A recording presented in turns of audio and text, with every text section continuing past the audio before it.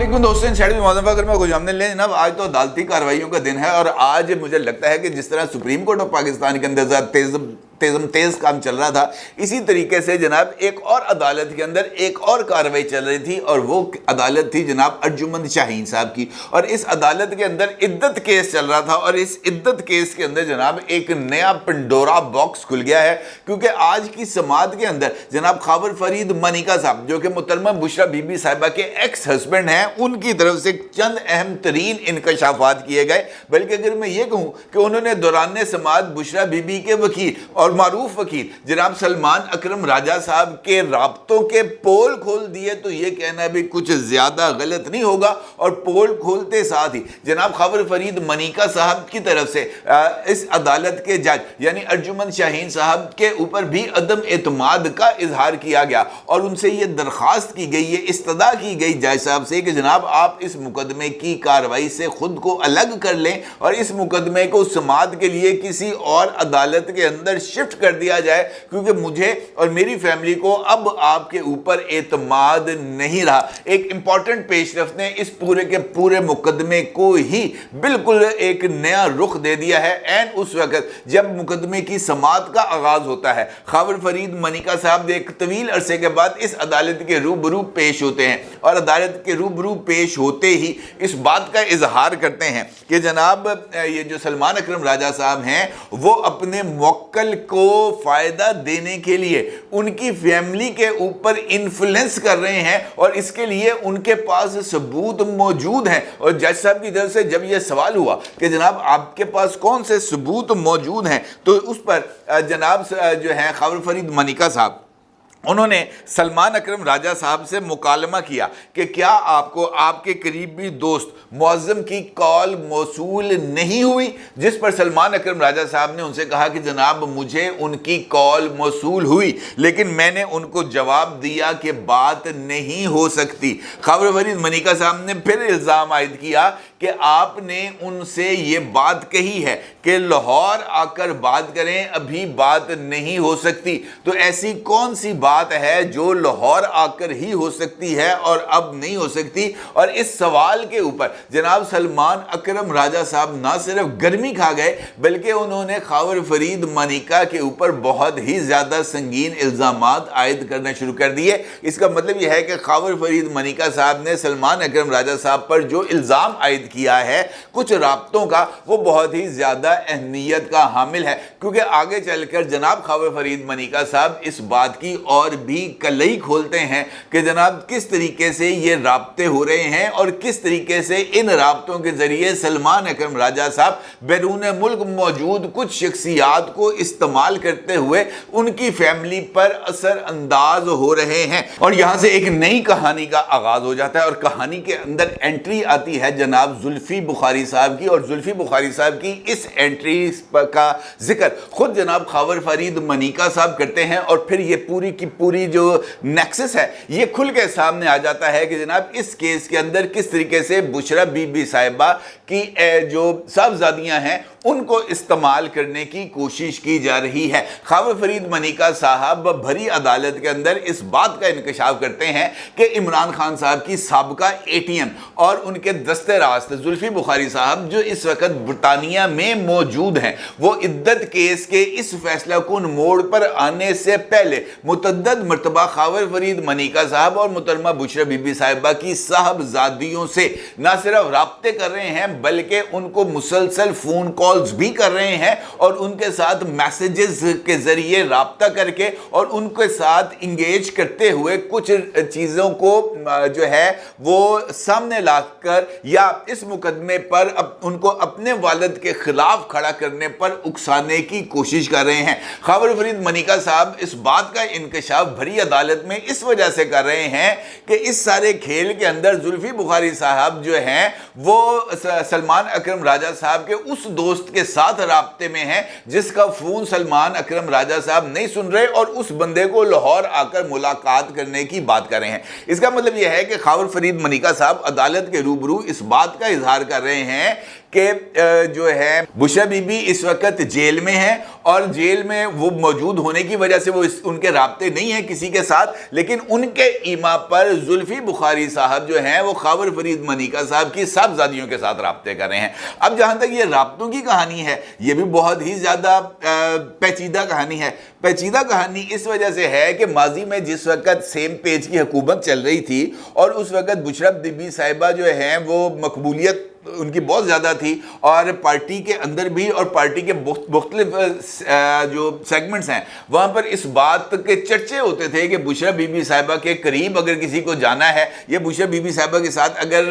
کوئی بندہ جا کر ان سے اپنے معاملات طے کرانے کی کوشش کرتا ہے تو بشرا بی بی سب سے پہلے اس کی شادی کرا دیتی ہیں، اور شادی کرانے کے بعد ہی جس سے وہ شادی کراتی ہیں وہ بھی ان کے حلقہ احباب میں ہوتا ہے، اور پھر اس کے نتیجے میں وہ شخص جو ہے وہ وایا اپنی بیوی بشرا بی بی صاحبہ کا مرید بن جاتا ہے، اور پھر اسی طریقے سے بشرا بی بی صاحبہ اپنے سارے کا سارا چکر چلاتی ہیں۔ جس وقت عمران خان صاحب کا دور تھا اس وقت یہ بات سامنے آ رہی تھی کہ وہ جو زلفی بخاری صاحب ہیں ان کی ایک فلم سٹار ہوا کرتی تھیں جن کا نام ہے نور،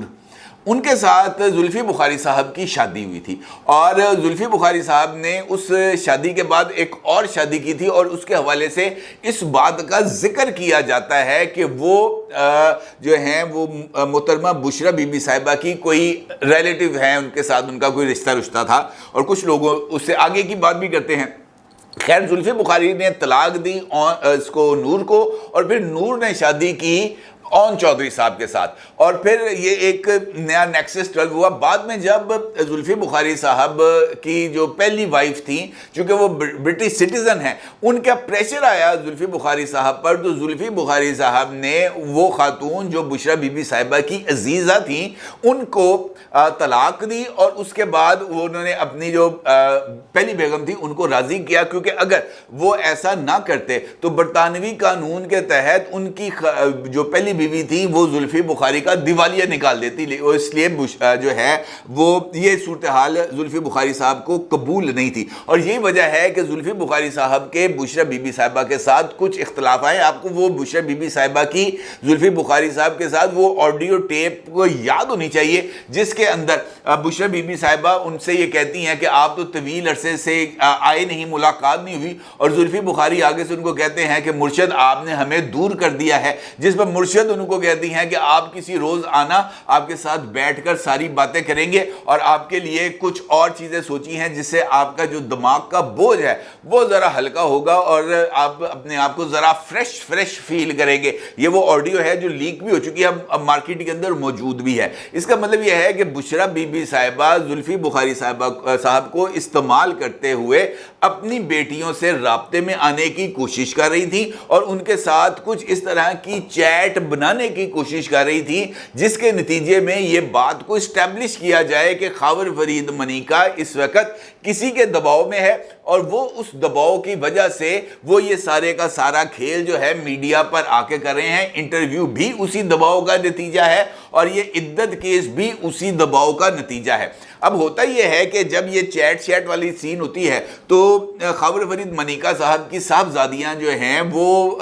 شاید ان کی طرف سے کوئی چیز نیگوشیٹ ہو گئی ہو اور وہی چیز آگے سرکولیٹ ہونی ہوگی، لیکن خاور فرید منیکا صاحب کو اس سارے کھیل کا علم ہو جاتا ہے۔ ادروائز مقدمے کی درخواست کر دینا، جج صاحب کو کہہ دینا کہ جناب آپ اس مقدمے کی سماعت جو ہے وہ ملتوی کر دیں، یا آپ یہ مقدمہ نہ سنیں، یہ عدالتوں کے اندر ایک روٹین کی بات ہے۔ اس کے اوپر سلمان اکرم راجہ صاحب کا تپ جانا یا سلمان اکرم راجہ صاحب کا خاور فرید منیکا کے گریبان تک ہاتھ لے جانا وہ بالکل نہیں جچتا سلمان اکرم راجہ جیسے وکیل کے پاس، لیکن چونکہ اشارہ دے دیا خاور فرید منیکا نے سلمان اکرم راجہ کی گفتگو کا، جس کے بارے میں ان کو علم ہو گیا جناب خاور فرید منیکا کو، اس وجہ سے کہ زلفی بخاری ان کی صاحبزادیوں کے ساتھ رابطے میں تھے، ان کو فونیں بھی کر رہے تھے اور ان کو میسیجز بھی کر رہے تھے، اور گھر سے ہی ان کو اس بات کی مخبری ہوگی کہ جناب یہ سب کچھ ہو رہا ہے، جس کی بنا پر انہوں نے اس سارے کے سارے ڈرامے کو عدالت کے روبرو لا کر ہی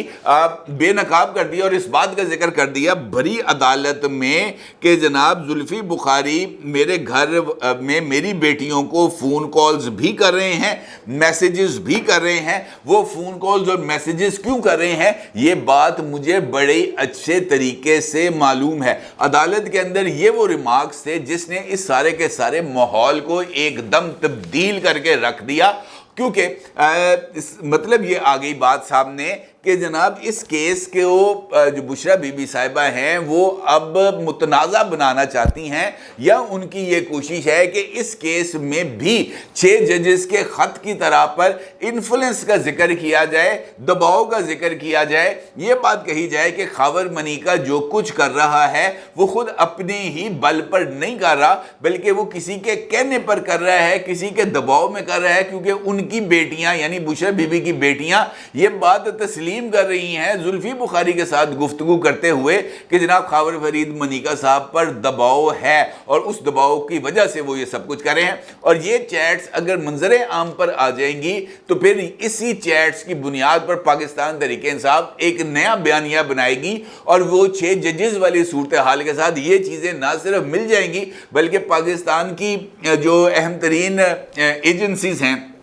उनके ऊपर भी दबाव बढ़ाने की कोशिश की जाएगी। ये वो सारा नेक्सस था जो आज सामने आया, और ये इस बात की तरफ इशारा कर रहा है जनाब कि